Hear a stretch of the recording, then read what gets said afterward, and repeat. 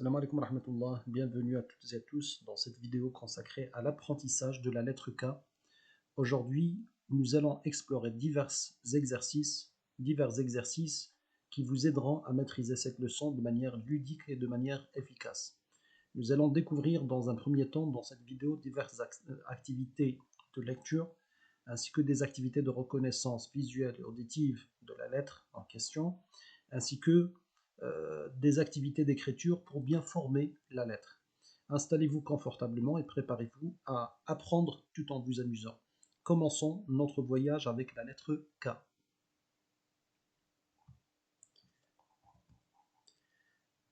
Premier exercice, c'est pour lire la lettre K dans un contexte, dans une phrase. Tout d'abord, la lettre que vous voyez, c'est l'équivalent de la lettre K, et comme vous pouvez le constater, cette même lettre diffère en fonction de la position de la lettre dans le mot. C'est-à-dire, au début, il s'écrit d'une certaine manière, comme vous pouvez le voir ici. Au milieu, ça s'écrit de cette façon, attaché des deux côtés, et puis à la fin, vous l'avez sous cette forme. Commençons par la première ligne. Ce qui est écrit, c'est Kataba, Karimun, Taktubu, Malako. On va lire mot par mot, ainsi que la syllabe ou la lettre Kaf contenue dans ce mot. La première ligne, c'est marqué Kataba, Ka, Ka, Ka, Ka, Kataba. La deuxième ligne du tableau, Karimun, Ka, Ka, Ka, Ka, Karimun. On voit bien la lettre Kaf au début du mot. Et le tiret que l'on voit, ou l'accent que l'on voit qui accompagne la lettre Kaf en rouge, en haut, c'est l'équivalent du A. La troisième ligne, c'est marqué Taktubu, Taktubu, K, K, K, K, Taktubu. La dernière ligne, Malaku, Ko, Ko, Ko, Ko, Malaku. On entend le Kaf et on voit le Kaf à la fin du mot. La toute dernière ligne, on a inversé les deux premiers mots de la phrase qui correspondent au sujet et au verbe de la phrase. Karimun kataba taktubu malaku. Je reprends. Karimun kataba taktubu malaku. On passe à l'exercice suivant. Dans l'exercice suivant, vous voyez bien qu'il y a différentes façons d'écrire de Harf al-Kaf avec différents accents. Les accents principaux, vous en avez 3 ou 4. Vous en avez 4 avec d'autres subtilités qu'on va voir au fur et à mesure de ces leçons. Donc là, vous avez K, K, K. Quelle que soit la façon d'écrire de la lettre K, on prononce de la même façon. Ko, Ko, Ko, Ki et Ki. Ensuite, K. Je reprends K, K, K, Ko, Ko, Ko, Ki, K. Lettre du début, lettre du milieu et lettre de la fin. On va voir dans l'exercice suivant, nous avons différentes images dans lesquelles on va essayer de voir ou d'entendre la lettre Kaf. Quand on entend la lettre Kaf, on entend l'image. Quand on ne l'entend pas, on passe à l'image suivante. Premièrement, la première image indiquée par la flèche, c'est l'équivalent d'un bureau en français. On dit maktabun. Maktabun. Est-ce qu'on l'entend ou on ne l'entend pas? On l'entend, donc qu'est-ce qu'on fait? On entoure. Le mot suivant ou l'image suivante correspond à un muallim, à un enseignant. Donc on dit muallimun. Muallimun. Est-ce qu'on entend? Oui ou non? Non, on n'entend pas, donc du coup on passe. Le troisième mot ou la troisième image correspond à un cahier. On dit kurrasatun.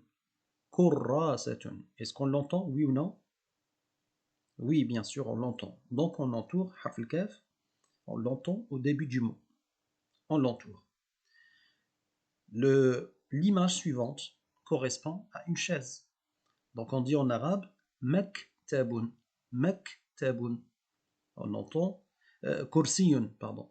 Kursiyun, on entend harf al-kaf au début. Kursiyun, en arabe, c'est une chaise. On entend, donc, on entoure, on passe.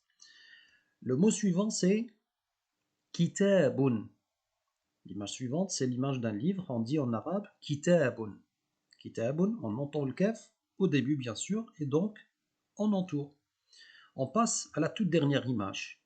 C'est l'équivalent d'une classe. On dit en arabe qismun. Alors faites attention, je dis bien qismun, je ne dis pas kismun, je dis qismun. Donc il y a une petite subtilité en termes de prononciation. Le point d'articulation n'est pas exactement le même entre le kaf et le qaf. Kaf et qaf. On entend qaf, donc du coup, on passe et on n'entend pas. Alors, l'exercice 4. On nous demande de repérer dans chacune des lignes de l'exercice, la première ligne et la deuxième ligne, les différentes façons d'écrire de la lettre kaf. On commence par la première ligne. Combien de lettres de harf al-kaf vous voyez? Alors, c'est exact. C'est deux façons d'écrire. Vous avez cette façon et vous avez cette façon. Donc vous en avez deux. Dans la ligne suivante, la ligne 2 du même exercice 4, combien de harf al-kaf vous voyez? Bien évidemment, vous voyez deux. Donc il y en a deux. Il y en a une ici et une ici. Donc il y en a deux. Alors, dans le cinquième exercice, repérez les lettres kaf, cette fois-ci, au sein des mots, dans des mots. Donc tout à l'heure, c'était entre d'autres, on va dire d'autres lettres, mais là, c'est dans des mots. On va voir, il y a combien de harf al-kaf dans la première ligne. Il y en a combien? Est-ce que vous avez compté? Il y en a 3. Donc ils sont là. Les lettres kaf sont là. Ensuite, dans la ligne suivante du même exercice, combien vous en avez? Vous en avez trouvé combien? 2. Elles sont là. Donc maktabun et kitabun. Bien. Dans l'exercice suivant, vous êtes amené à mettre les différentes façons d'écrire de harf al-kaf selon le contexte. Donc bien évidemment, nous allons numéroter ces différentes façons. Cette façon-là, ça correspond à la lettre du début. La forme numéro 2 en partant de la droite, la numéro 2 et la numéro 3, elles correspondent aux lettres ou à la position du milieu. C'est-à-dire quand c'est le milieu, vous allez trouver l'une ou l'autre. Celle-là, la deuxième ou la troisième en partant de la droite. Ensuite, la quatrième et la cinquième correspondent à la lettre finale, à la position de la fin.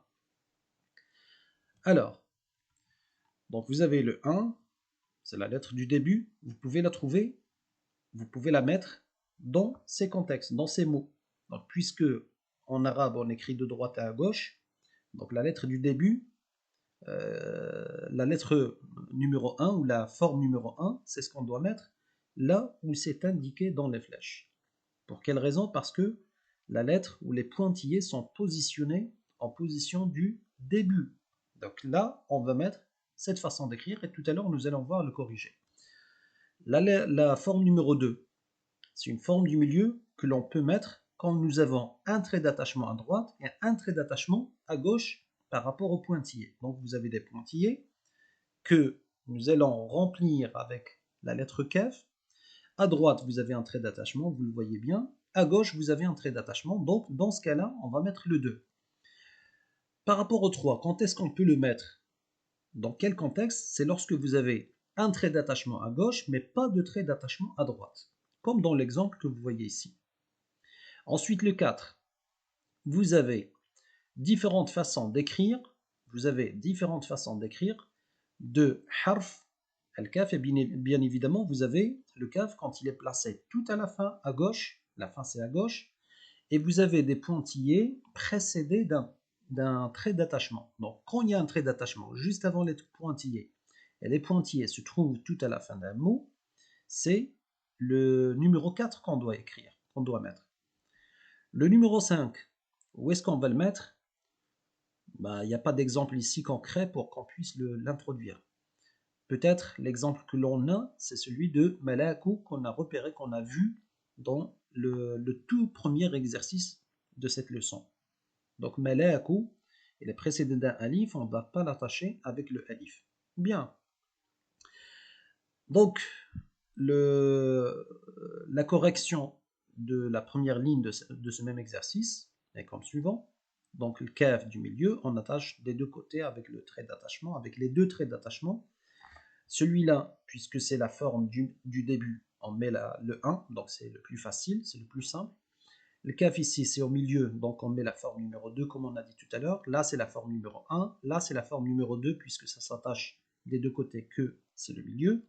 Donc là, pareil. Et là, c'est pareil. Maintenant, la ligne suivante. Dans la ligne suivante, la correction de l'exercice est comme suit. Vous avez différentes façons d'écrire de la lettre kaf en fonction de la position de le kaf dans le mot. Autrement dit, quand les pointillés, là où on doit mettre harf al-kaf, sont à droite, tout à droite, ça veut dire c'est au début, et on va mettre la forme numéro 1. Quand la lettre est positionnée en milieu et qu'on voit bien qu'il y a un trait d'attachement à droite et un trait d'attachement à gauche, on doit mettre la deuxième forme, c'est-à-dire celle juste après le début là. D'accord? Et ainsi de suite. Donc, le corriger, c'est comme ça. Vous avez différentes façons d'écrire en fonction de la position de la lettre dans le mot. C'est ça ce qu'il faut retenir. Ensuite, dans l'exercice suivant, vous êtes amené à repérer, à colorier tout simplement dans ce petit tableau les mots qui contiennent harf al-kaf. Donc là, par exemple, dans la première ligne, il y a combien de harf al-kaf? Vous l'avez bien compris, vous l'avez bien constaté, il y en a 2. Et dans la deuxième ligne, il y en a 3. Donc voilà, en gros, vous avez 5 mots avec harf al-kaf. Dans le premier mot, on voit que la lettre kaf avec son accent, avec l'accent simple qui l'accompagne, nous avons le petit accent 0, c'est un accent neutre qu'on prononce k. Donc on dit maktabun, le son que l'on voit ici, que l'on entend ici, c'est k. Ici, c'est ki, puisque l'accent est placé en bas, ki. Là, c'est ka. Et là, c'est ko. Et bien entendu, comme le tout premier mot, là, c'est marqué k. Dans l'exercice suivant, vous avez le mot maktabun. Prononcez-le, redites après moi. Maktabun, maktabun. Le mot suivant, ustadhun, ou bien muallimun, on peut dire également muallimun. Ustadhun, un professeur en arabe, c'est ustadhun. Ensuite, le troisième mot, kurrasatun. Kurrasatun, c'est un cahier. Kursiyun, kursiyun, c'est une chaise. Kitabun, kitabun, c'est un livre. Qismun, qismun, vous voyez bien la lettre qu'on a dit tout à l'heure, elle ne correspond pas à la lettre kaf qu'on a étudiée pendant cette leçon. Harf al-qaf, il s'écrit un peu différemment, d'accord, et se prononce également un peu différemment. Donc, ce qu'on entend ici, c'est qismun, et c'est l'équivalent d'une classe. Donc, je vous remercie pour votre attention et j'espère vous voir lors d'un prochain cours, Inch'Allah. Salam alaikum.